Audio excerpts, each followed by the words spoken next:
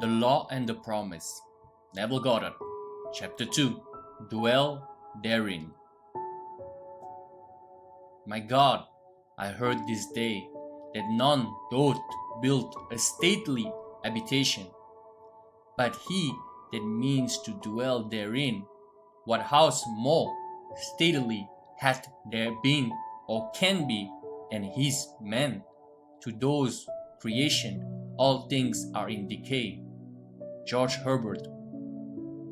I wish it were true of man's noble dreams, but unfortunately, perpetual construction, deferred occupancy, is the common fault of man.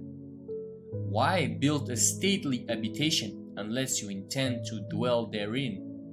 Why build a dream house and not dwell therein? This is the secret of those who lie in bed awake while they dream things true. They know how to live in their dream until in fact they do just that. Man, just through the medium of a controlled waking dream, can predetermine his future.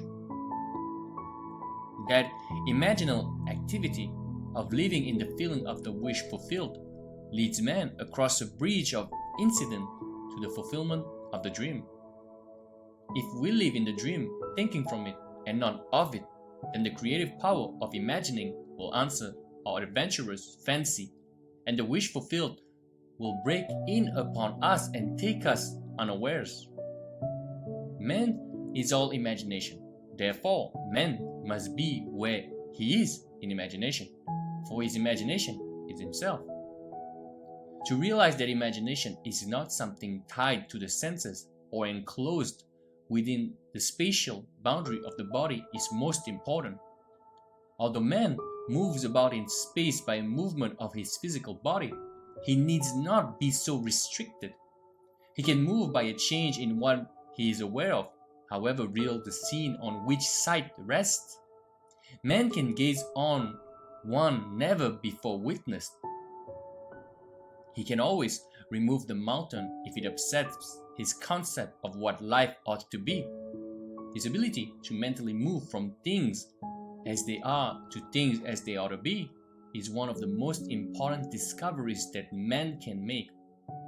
It reveals man as a center of imagining with powers of intervention, which enable him to alter the course of observed events, moving from success to success through a series of mental transformations of nature, of others, and himself.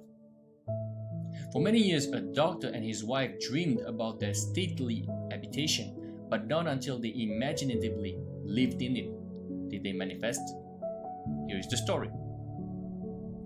Some 15 years ago, Mrs. M and I purchased a lot on which we built a two-story building housing our office and living area. We left ample space on the lot for an apartment building. If and when our finances would permit, all those years we were busy paying off our mortgage. And at the end of the time, had no money for the additional building we still desired so much. It was true that we had an ample savings account, which meant security for our business, but to use any part of it for a new building would be to jeopardize that security. But now, your teaching awakened a new concept, boldly telling us we would have what we most desired through the controlled use of our imagination, and that realizing a desire was made more convincing with our money. We decided to put it to the test to forget about money and concentrate our attention on the thing we desired most in this world, the new apartment building. With this principle in mind, we mentally constructed the new building as we wanted it, actually drawing physical plans so we could better formulate our mental picture of the completed structure, never forgetting to think from the end. In our case, the completed occupied building. We took many imaginative trips through our mental apartment house, renting the units to imaginary tenants, examining in detail every room, and enjoying the feeling of pride as friends offered congratulations on the unique planning. We brought into our imaginal scene one friend in particular. I shall call her Mrs. X. A lady we had not seen for some time, as she had given us up socially, believing us a bit peculiar in our new way of thinking. In our imaginal scene, we took her through the building and asked how she liked it. Hearing her voice distinctly, we had her reply, "Doctor, I think it is beautiful." One day, while talking together of our building, my wife mentioned a contractor who had constructed several apartment houses in our neighborhood. We knew of him only by the name that appeared on signs adjacent to buildings under construction. But realizing that if we were living in the end, we would not be looking for a contractor, we promptly forgot this angle. Continuing these periods of daily imagining for several weeks, we both felt we were now fused with our desire and had successfully been living in the end. One day, a stranger entered our office and identified himself as the contractor whose name my wife had mentioned weeks before. In an apologetic manner, he said, "I don't know why I stopped here. I normally don't go to see people, but rather people come to see me." He explained that he passed our office often and had wondered why there wasn't an apartment building on the corner lot. We assured him we would like it very much to have such a building there, but that we had no money to put into the project, not even the few $100s it would take for plans.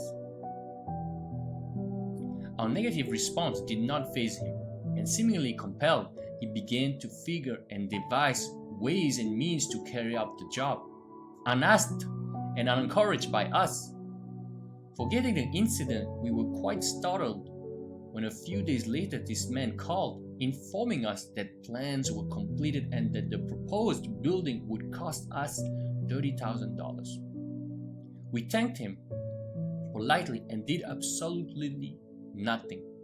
We knew we had been living imaginatively in the end of a completed building, and that imagination would assemble that building perfectly without any outside assistance from us. So we were not surprised when the contractor called again the next day to say he had found a set of blueprints in his files that fitted our needs perfectly with few alterations. This, we were informed, would save us the architect's fee for new plans. We thanked him again and still did nothing. Logical thinkers would insist that such negative response from prospective customers would completely end the matter.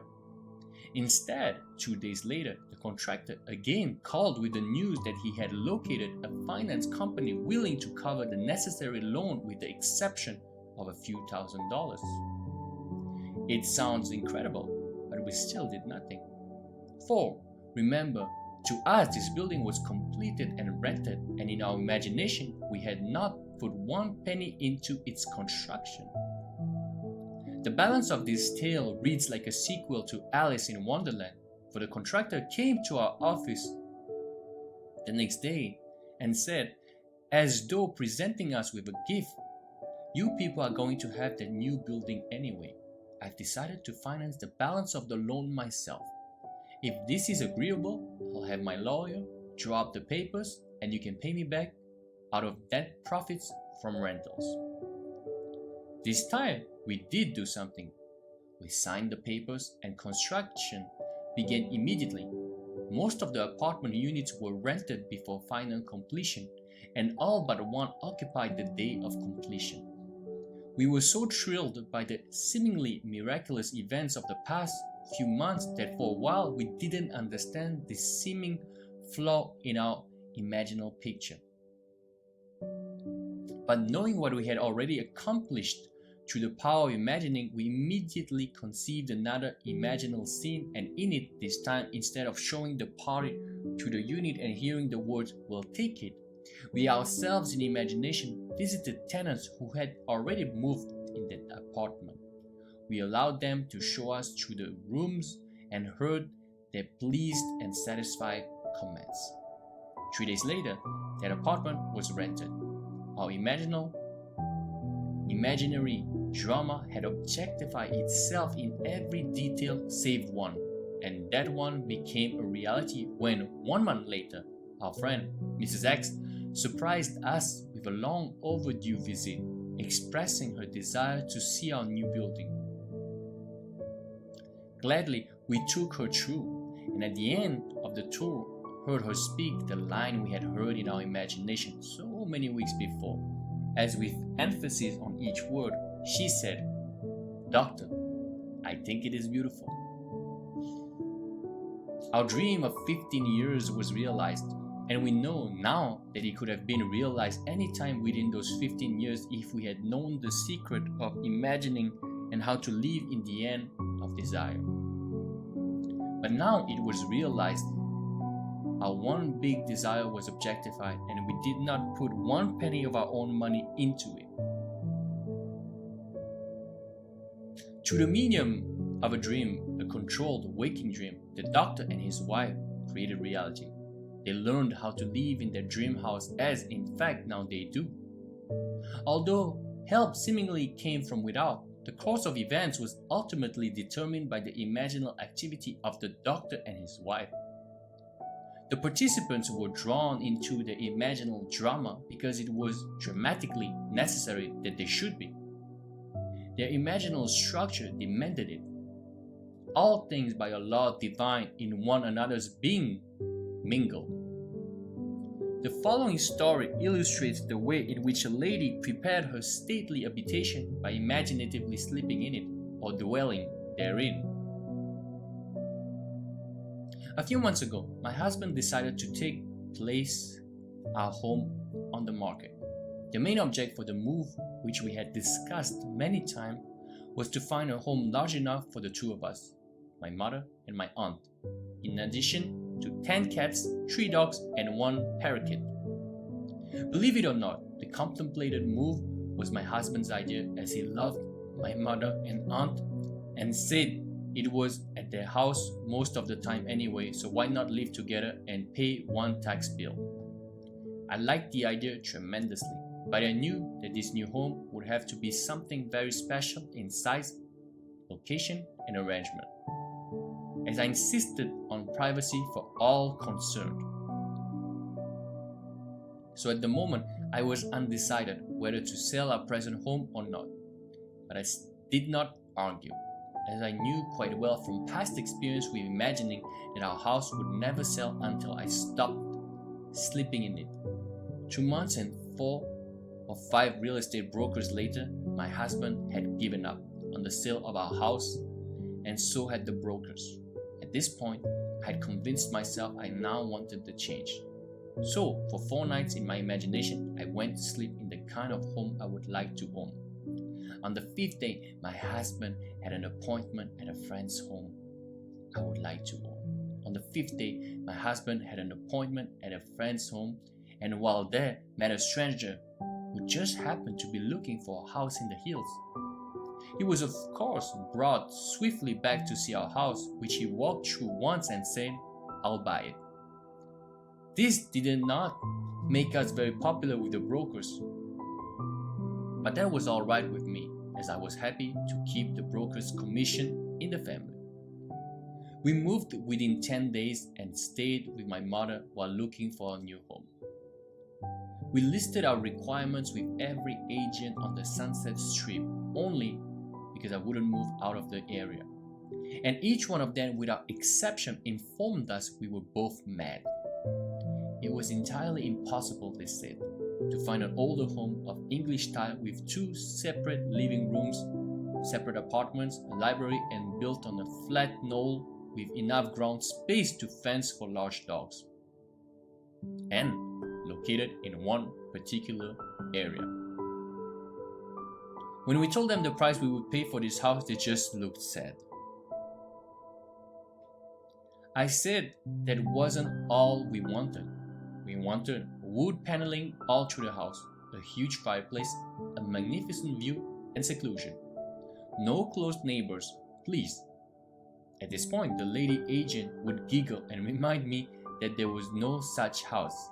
But if there were, they would realize 5 times what we were willing to pay. But I knew there was such a house because my imagination had been sleeping in it. And if I am my imagination, then I had been sleeping in it. By the second wing, we had exhausted 5 real estate offices, and the gentleman in the 6th office was looking a little wild when one of his partners, who had spoken until then, said, "Why don't you show them the place up King's Road?" A third partner in the office laughed sorely and said, "That property isn't even listed. And besides, the old lady would throw you off the property. She got 2 acres up there, and you know she would not split." Well, I didn't know what she would not split, but my interest had been aroused by the street name, for I liked that particular area best of all. So I asked, why not just take a look anyway, for laughs? As we drove up the street and turned off onto a private road, we approached a large 2-story house built of redwood and brick. English in appearance, surrounded by tall trees and sitting alone and aloof on its own knoll, viewing the city below from all of its many windows, I felt a peculiar excitement as we walked to the front door and were greeted by a lovely woman who graciously asked us in. I do not think I breathed for the next minute or two, for I had walked into the most exquisite room I had ever seen. The solid redwood walls and the brick of a great fireplace rose to a height of 28 feet, terminating in an arched ceiling joined together by huge redwood beams. The room was straight out of Dickens, and I could almost hear Christmas carolers singing on the balcony of the upstairs dining room, which looked out over the living room. A great cathedral window gave a view of sky, mountains, and city far below, and the beautiful old redwood walls glowed in the sunlight. We were shown to a spacious apartment on the lower floor with connecting library, separate entrance, and separate patio. 2 staircases led upward to a long hall opening into 2 separate bedrooms and baths. And at the end of the hall was, yes, a second living room, opening out onto a second patio, screened by trees and redwood fencing. Built on 2 acres of beautifully landscaped grounds, I began to understand what the agent had meant by saying she would not split. For on 1 acre stood a large swimming pool, and that pool house completely separated from the main house, but undoubtedly belonging to it. It did indeed seem to be impossible of a situation, as we did not want 2 acres of highly taxable properties plus a swimming pool a block away from the house. Before we left, I walked through that magnificent living room, once more going up the stairs to the dining room balcony. I turned and looking down saw my husband standing by the fireplace, pipe in hand, with an expression of perfect satisfaction on his face. I placed my hands on the balcony railing and watched him for a moment. When we were back in the real estate office, the 3 agents were ready to close for the day, but my husband detained them, saying, "Let's make her an offer anyway. Maybe she will split the property. What can we lose?" One agent left the office without a word. Another said, "The idea is ridiculous." The agent we had originally talked to said, "Forget it. It's a pipe dream." My husband is not easily annoyed, but when he is, there is no more stubborn creature on earth. He was now annoyed. He sat down, slammed his hand on a desk, and roared, "It's your business to submit offers, isn't it?" They agreed that this was so and finally promised to submit our offer on the property. We left, and that night in my imagination, I stood on the dining room balcony and looked down at my husband standing by the fireplace. He looked up at me and said, "Well, honey, how do you like our new home?" I said, "I love it." I continued to see the beautiful room and my husband in it and felt the balcony railing gripped in my hand until I fell asleep. The next day, as we were having dinner in my mother's house, the telephone rang and the agent, in an unbelievably cold voice, informed me that we had just purchased the house. The owner had split the property right down the middle, giving us the house and the acre it stood on for the price we offered. Dreamers often lie in bed awake while they do dream things true. William Shakespeare, Romeo and Juliet. One must adopt either the way of imagination or the way of sense. No compromise or neutrality is possible. He who is not for me is against me. Matthew 12:30, Luke 11:23. When man finally identifies himself with his imagination rather than his senses, he has at long last discovered the core of reality. I have often warned by self-styled realists that man will never realize his dream by simply imagining that there is already here. Yet man can realize his dream by simply imagining that it is already here. That is exactly what this collection of story proves. If only men were prepared to live imaginatively in the feeling of the wish fulfilled, advancing confidently in their controlled waking dream, then the power of imagining would answer the adventurous fancy and the wish fulfilled will break in upon them and take them unawares. Nothing is more continuously wonderful than the things that happen every day to the man with imagination sufficiently awake to realize their wonder. Observe your imaginal activities. Imagine better than the best you know and create a better world for yourself and others. Live as though the wish had come, even though is it yet to come, and you will shorten the period of waiting. The world is imaginal, not mechanistic. Imaginal acts, not blind faith, determine the course of history. End of this chapter. Thank you so much for listening. If you have any particular question on this wonderful chapter by Neville Goddard, please write them in the comment box below. Please like, share, and subscribe for more of this type of content. If you need any help or guidance, coaching links are in the description box below. Thank you so much, and I'll see you